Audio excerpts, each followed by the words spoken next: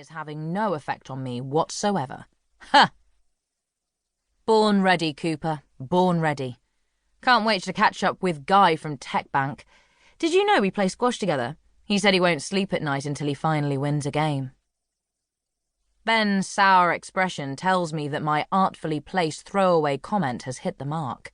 He doesn't know how much overtime I've been putting into bonding with this huge new client.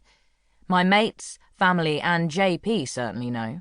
They won't stop grilling me for putting work first and everything else second. But I know that if I can make this client mine, it will give me the most massive boost up the corporate ladder. And not that I'm competitive at all. Ben can just scrabble around for a bottom rung in my dust. With the meeting underway, posh coffees and pastries laid out by the brilliant Clive in our slick Canary Wharf office, I can feel myself leading more and more of the discussion points, and it feels good. There is a problem at Tech Bank's Brussels branch.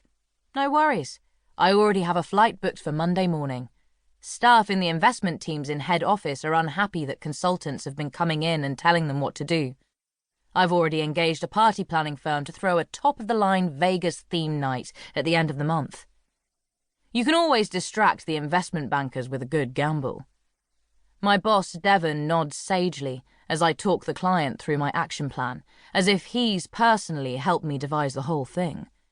Well, he personally held the door open for me this morning, and that's about as useful as he gets. I can't hate Devon if I want to be Devon. I remind my inner grump, challenging the positive mantra of the business book on my bedside table. Just as I'm expanding on how we'll implement the next round of employment cuts, my phone vibrates on the glass table, sending a grumble of noise into the meeting. If it was my work phone, I would ignore it, never wanting to show a client they are anything other than my every waking thought. But it's my personal iPhone, and a cold twist in my stomach makes me turn it over and unlock the screen. JP. Can't move. Arms. Not. Worry here. Come. The breath catches in my throat as I grab at my things with clammy hands. I'm so sorry. Personal emergency. My brother. I have to go. Sorry. I call over my shoulder as I leg it for the door. Devon's weary headshake and Ben's wide eyes are the last things I see as the doors slam behind me. Chapter 2.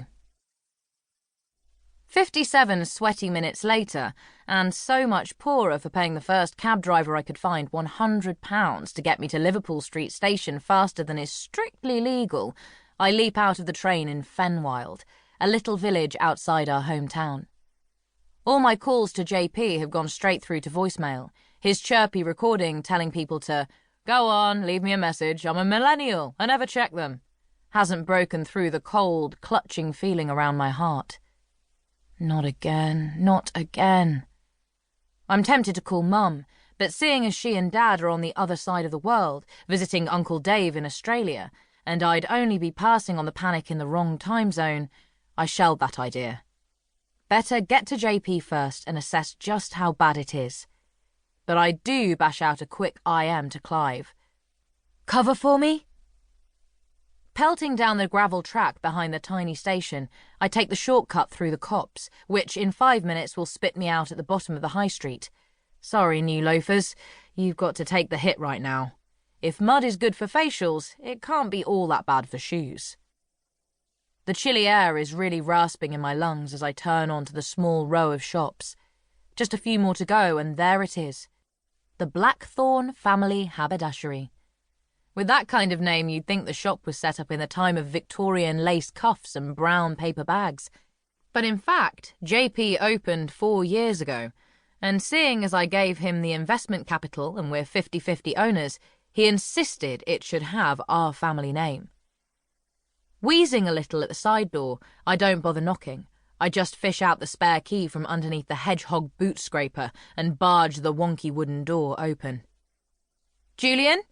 Julian? Where are you? A deep groan comes from the living room. Oh God, please not again.